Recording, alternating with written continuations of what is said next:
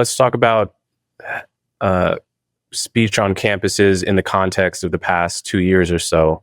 After October 7th, there was obviously a famous, I think most people will remember, a congressional hearing where several college presidents, including President of Columbia, Penn, I think MIT, were pulled in front of Congress and asked about their approach towards anti-Semitic speech and anti-Semitism on campus.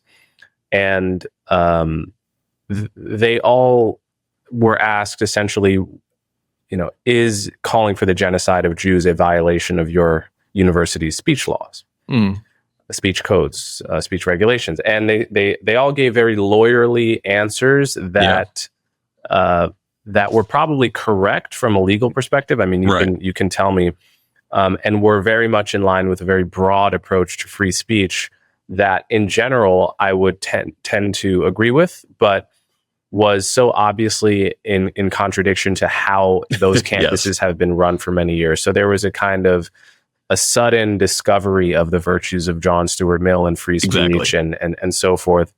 And I'll just tell one story. I think I wrote this on Twitter at the time, and I actually wrote about it in Colette many years ago.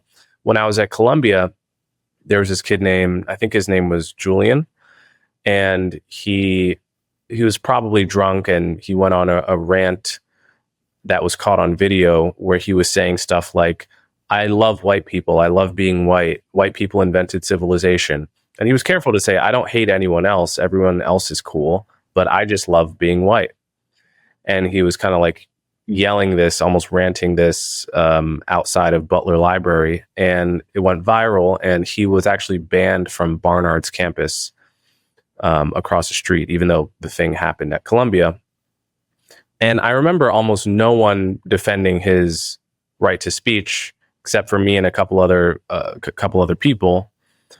And then suddenly, you turn around a few years later, and calling for the genocide of Jews is like strictly protected, right? Yeah. Which is much worse than anything that kid said, actually. Yeah. So at the same time, there's really a legitimate question around who is calling for the genocide of Jews and who's expressing a much more benign political position that I would disagree with, right? When someone on a campus says, from the river to the sea, Palestine shall be free, are we equating that with the genocide of Jews? Because those seem like different propositions to me, even if in practice, when Hamas says from the river to the sea, they mean genocide of Jews. Yeah. I don't think every student at Columbia that chants that. I think some kids are just chanting that they saw a video of a Palestinian child being killed with that slogan, and it sounds like a cool revolutionary slogan that frees oppressed people, right? Yeah. So a package of questions here. Where actually is the line between anti-Semitic speech on the one hand and expressions of support for one side of a war that are legitimate? And how have campuses been navigating or misnavigating that issue? Yeah, I mean, and I agree with your analysis. Just to be clear, the post 2007 period, was definitely complicated in a lot of ways, because generally, when Fire sees protests on campus, honestly, for a long time now, there's usually been a mix of protected and unprotected speech. But that got much more intense after 2007. You mean after 10/7? After 10/7, yeah. And and we've defended plenty of pro-Palestinian students and speakers, and we always would, because that's who we are. We also pointed out, that 2023 and 2024 were the two worst years for student shoutdowns in history. To our knowledge, to our best research. And those are situations in which a student speaker will come and activists show up and make sure to shout it down, don't allow the speech to go on, chase the person off, for example. And 2023 and 2024 were the two worst years for that. And that was overwhelmingly pro-Palestinian students, who expected their free speech rights protected. Now, to be clear, having You're saying they were shouted down. Who was doing the shouting down in those cases? No, the pro-Palestinian ones were doing the shouting down. Right. And at the same time, these same students wanted their free speech rights respected, but they were not respecting the free speech rights of others. That means they still get free speech rights, but every time they did that, they should have been punished because that's mob censorship. That's not protected speech. And the administration in many of these cases, like if it had been a right-wing group doing this, they probably would have punished the right-wing group. But if it's a group that they're highly sympathetic to, it starts looking kind of quasi-official, like in the case, for example, at my alma mater, Stanford, where Judge Duncan tried to speak after hours of talking to DEI administrators at Stanford. And then they have this sort of orchestrated shout down followed by a scripted speech, read by Tyrion Steinbach, where you really got to see how a lot of times it is actually not just the students themselves, but this being tolerated or even encouraged or even partially arranged by administrators. Because it starts looking a lot more like formal censorship as well. So when it comes to, where the line is, we saw lots of examples of things that crossed the line after October 7th, including outright assault.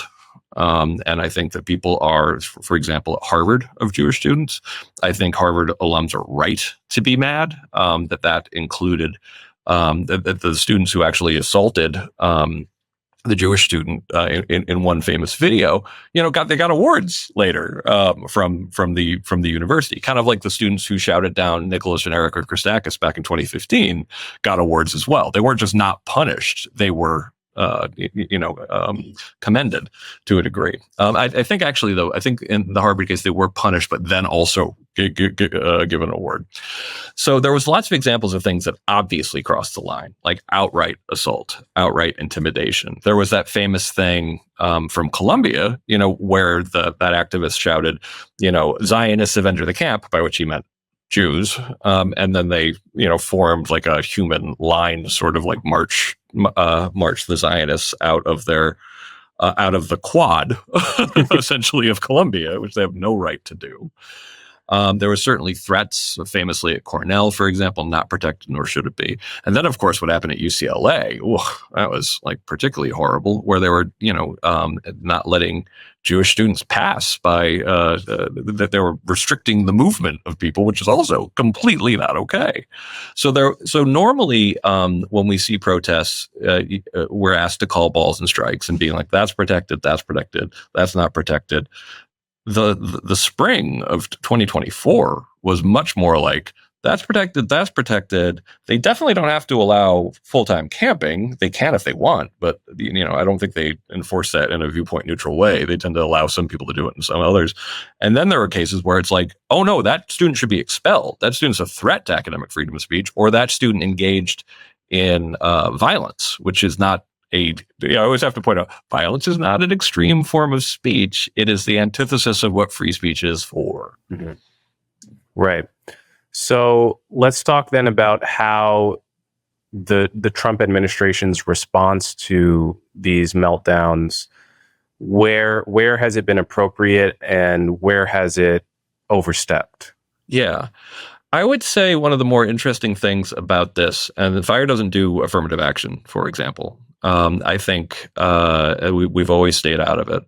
But I'd say the Trump administration is always on the strongest ground when it's going after racial discrimination in admissions and hiring, because I think that on the left, there's a little bit of like post Students for Fair Admissions decision that there's an idea that essentially we're just in that essentially now, after that decision, affirmative action is frowned upon. And I always have to make the point, guys, actually, there was a kind of exception for racial preferences created in the diversity rationale of Bakke that was, by the way, very limited.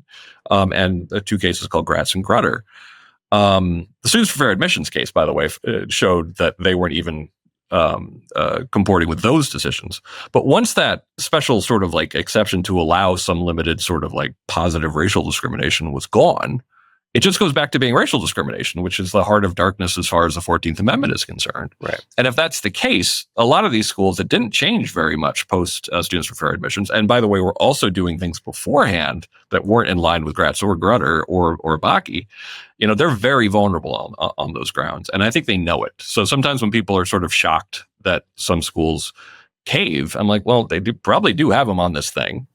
I wasn't surprised that Colombia, for example, settled, because they were the one most likely to actually be dinged for tolerating too much anti-Semitic behavior, and then followed by Harvard. So I think that some of the reasons why the administration is going after these schools have a real legitimate underlying reason. It's just been sometimes kind of almost bizarre to see some of the tactics that they're using against these schools when they have them on something that, even if they follow the process, they could very easily be found guilty of.